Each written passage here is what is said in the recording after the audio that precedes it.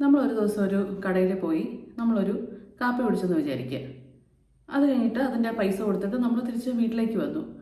പക്ഷേ വീട്ടിൽ വന്നതിന് ശേഷവും അല്ലെങ്കിൽ നമ്മൾ വീട്ടിലേക്കുള്ള യാത്രയുടെ ഇടയിലും ഒക്കെ നമുക്ക് തോന്നുകയാണ്, ഞാൻ ഇതിൻ്റെ പൈസ കൊടുത്തിട്ടുണ്ടായിരുന്നോ? വല്ലാത്തൊരു ടെൻഷൻ വരികയാണെന്ന് വിചാരിക്കുക. എത്ര സിമ്പിൾ കാര്യമാണെന്ന് നമ്മൾ വിചാരിക്കും. ഇതിനൊക്കെ ഇത്ര ടെൻഷൻ അടിക്കേണ്ട കാര്യമുണ്ടോ എന്ന് ചിലപ്പോൾ നമ്മുടെ ഫ്രണ്ട്സിനോടോ വീട്ടിലുള്ള ആളുകളോടോ നമ്മൾ ചോദിക്കുമായിരിക്കും. പക്ഷേ ഒരാൾക്ക് വല്ലാതെ ടെൻഷൻ വരികയാണ്. അയാൾ ഗൂഗിൾ പേ ആണ് ചെയ്തത്. അപ്പോൾ പലതവണ ഗൂഗിൾ പേ ചെക്ക് ചെയ്യുന്നു, ഞാൻ പൈസ കൊടുത്തിട്ടുണ്ടായിരിക്കുമോ? എത്ര തവണ ചെക്ക് ചെയ്തിട്ടും വീണ്ടും വീണ്ടും ഒരു ഡൗട്ട് വരുവാണ്, എങ്ങനെ ഞാനിനി പൈസ പേ ചെയ്തില്ലേ? ഞാൻ പൈസ പേ ചെയ്തില്ലെങ്കിൽ അയാൾക്ക് ബുദ്ധിമുട്ടാവില്ലേ? റിപ്പീറ്റഡ്ലി ടെൻഷൻ വരികയാണ്, ചെക്ക് ചെയ്യുകയാണ്. ഇതിനൊരു അവസാനം ഉണ്ടാവാതെ കണ്ടിന്യൂ ചെയ്യുകയാണെന്ന് വിചാരിക്കുക. അതുപോലെ ഒരാൾ പൈസ കൗണ്ട് ചെയ്യുന്ന സമയത്ത് പൈസ എണ്ണിയത് തെറ്റിപ്പോയോ? വല്ലാത്തൊരു ടെൻഷൻ വരുന്നു, ഞാൻ കാരണം മറ്റുള്ളവർക്ക് ബുദ്ധിമുട്ടുണ്ടാകുമോ? അതിനേക്കാളും അപ്പുറത്ത് ഇത് തെറ്റിപ്പോയോ എന്നുള്ള ചിന്ത റിപ്പീറ്റഡ്ലി മനസ്സിലേക്ക് വന്നിട്ട് സമാധാനം നഷ്ടപ്പെടുന്ന അവസ്ഥ. എൻ്റെ കുഞ്ഞിനെ ഞാൻ എന്തെങ്കിലും അപകടപ്പെടുത്തുമോ, എന്തെങ്കിലും ക്രൂരമായ പ്രവൃത്തി ആ കുട്ടിയോട് ചെയ്തു പോകുമോ എന്ന് ഒരമ്മ ഭയപ്പെടുകയാണെങ്കിൽ കുഞ്ഞിൻ്റെ അടുത്തേക്ക് പോവാതെ എപ്പോഴും മാറി മാറി നിൽക്കുകയാണ്, ടെൻഷൻ അനുഭവിക്കുന്നു, കുറ്റബോധം അനുഭവിക്കുന്നു എന്ന് വിചാരിക്കുക. ഇങ്ങനെ പല രീതിയിലും OCD അനുഭവിക്കുന്ന ആളുകൾ സിംറ്റംസ് നേരിടാറുണ്ട്. നമ്മുടെ മനസ്സിൽ OCD എന്ന് പറയുമ്പോൾ ഒരു വൃത്തി കൂടുതൽ തോന്നുക, എപ്പോഴും കൈ കഴുകുക, പലതവണ കുളിക്കുക, പലതവണ ഡ്രസ്സ് വാഷ് ചെയ്യുക, അല്ലെങ്കിൽ നമ്മുടെ സാധനങ്ങളെടുത്തൊക്കെ ക്ലീൻ ചെയ്യുക എന്നുള്ളതായിരിക്കും OCD എന്ന് പറയുമ്പോൾ നമ്മുടെ മനസ്സിൽ വരുന്ന ഒരു ചിന്ത. പക്ഷേ OCD ചില സമയങ്ങളിൽ ഇങ്ങനെ വൃത്തി കൂടുതലിൻ്റെ അപ്പുറം വല്ലാത്ത ഒബ്സസീവ് തോട്ട്സ് ആയിട്ട്, റിപ്പീറ്റഡ് ചിന്തകളായിട്ട്, റൂമിനേഷൻസ് ആയിട്ട് മനസ്സിലേക്ക് വരികയും ഇതിനെ സ്റ്റോപ്പ് ചെയ്യാൻ പറ്റാതെ അവർ നിൽക്കുകയും ചെയ്യുന്ന അവസ്ഥയുണ്ട്. അവിടെ ഇപ്പോൾ നമ്മുടെ കയ്യിൽ അഴുക്കുണ്ടെന്ന് തോന്നുന്നു, കൈ പോയി റിപ്പീറ്റഡ്ലി വാഷ് ചെയ്യുന്ന ഒരു കമ്പൽസീവ് ബിഹേവിയർ എന്നുള്ളതാണ് നമ്മുടെ മനസ്സിലുള്ളത്. തോട്ട്സ് വരുന്നു, അതിനൊരു പ്രവൃത്തി ചെയ്യുന്നു. പക്ഷെ അങ്ങനെ ആയിരിക്കില്ല.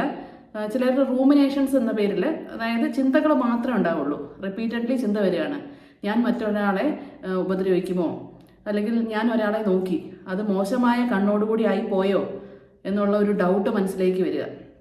ഇങ്ങനെയും OCD ആളുകളിൽ കണ്ടുവരാറുണ്ട്.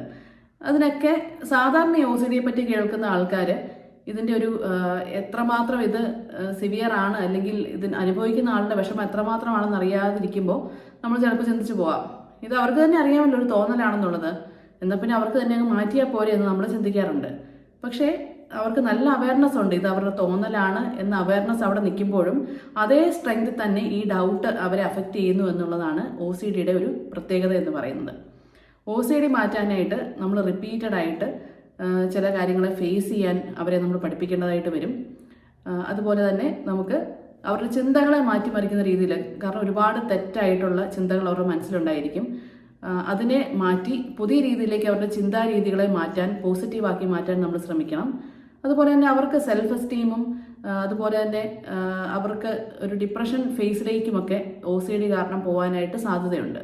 അപ്പോൾ അതിനെ മാറ്റാവുന്ന രീതിയിൽ നമുക്ക് അവരുടെ ചിന്തകളെ മാറ്റണം. അവരെ പറ്റി തന്നെയുള്ള കോൺസെപ്റ്റ്, ഞാനൊരു മോശം ആളാണ്, അല്ലെങ്കിൽ ഞാനൊരു തെറ്റുകളൊക്കെ വരുത്തുന്ന ആളാണെന്നുള്ളൊരു ഡീപ്പായിട്ടുള്ള ഒരു മനസ്സിൻ്റെ ഉള്ളിലൊരു ചിന്ത ഉണ്ടായിരിക്കും. അപ്പോൾ ആ ഒരു ചിന്തയെ മാറ്റാനായിട്ട് സെൽഫ് എസ്റ്റീമും കൂടെ കൂട്ടിക്കൊണ്ടുവന്ന് അതിനോടൊപ്പം തന്നെ ടെൻഷൻ കുറയ്ക്കാനുള്ള മാർഗ്ഗങ്ങൾ പറഞ്ഞു കൊടുത്ത് അവരെ മാറ്റുകയാണ് വേണ്ടത്. നമുക്ക് കളിയാക്കുന്നതിലൂടെയോ സിമ്പിളാണെന്ന് ചിന്തിക്കുന്നതിലൂടെയോ നമുക്കിതിനെ മാറ്റാൻ കഴിയില്ല. അവർക്ക് നല്ല സപ്പോർട്ടാണ് നമ്മൾ കൊടുക്കേണ്ടത്. അവർക്ക് നമ്മൾ സമയം അനുവദിക്കണം. അവർ പറയുന്നതിനെ ലിസൺ ചെയ്യുകയാണ് നമ്മൾ വേണ്ടത്. ഈ ഒരു ചെറിയ തോട്ടെന്ന് വിചാരിക്കും, പൈസ കൊടുത്തോ ഇല്ലെന്നുള്ള ചെറിയ സിമ്പിൾ കാര്യമല്ലേ എന്ന് നമ്മൾ വിചാരിക്കും. പക്ഷെ അതുകൊണ്ട് തന്നെ അവർക്ക് ഉറക്കം നഷ്ടപ്പെടാം, അവർക്ക് ഒരിക്കലും ടെൻഷൻ ഇല്ലാതെ സമാധാനത്തോടെ ഇരിക്കാൻ പറ്റാത്തൊരവസ്ഥ വരാം, ജോലി സ്ഥലത്ത് ശ്രദ്ധ കേന്ദ്രീകരിക്കാൻ പറ്റാതെ വരാം, ജോലിക്ക് പോകാൻ പറ്റാതെ ആവാം. അതുപോലെ ഫാമിലി ലൈഫിൽ അവരുടെ അതുപോലെ സുഹൃത്തുക്കളുമായിട്ടുള്ള ബന്ധത്തിലൊക്കെ അവരോട് ടൈം സ്പെൻഡ് ചെയ്യാനോ ഒന്നും തന്നെ കഴിയാതെ പോകുന്നൊരവസ്ഥയൊക്കെ OCD മൂലം ഉണ്ടാവാൻ സാധ്യതയുണ്ട്. അപ്പോൾ അതിനെ വളരെ സീരിയസ് ആയി കണ്ടുകൊണ്ട് CBT എന്ന് പറയുന്ന ഒരു കോഗ്നിറ്റീവ് ബിഹേവിയർ തെറാപ്പി എന്ന് പറയുന്ന മനഃശാസ്ത്ര ചികിത്സയാണ് ഏറ്റവും എഫക്റ്റീവായിട്ട് ഇത് നമുക്ക് ഉപയോഗിക്കാൻ പറ്റുന്നത്. അതിന് വേണ്ടിയിട്ടുള്ള സഹായങ്ങൾ നമുക്ക് അവർക്ക് ചെയ്യാം. അവരെ നിസ്സാരമായിട്ട് നമുക്ക് കാണാതെ ഇരിക്കാം.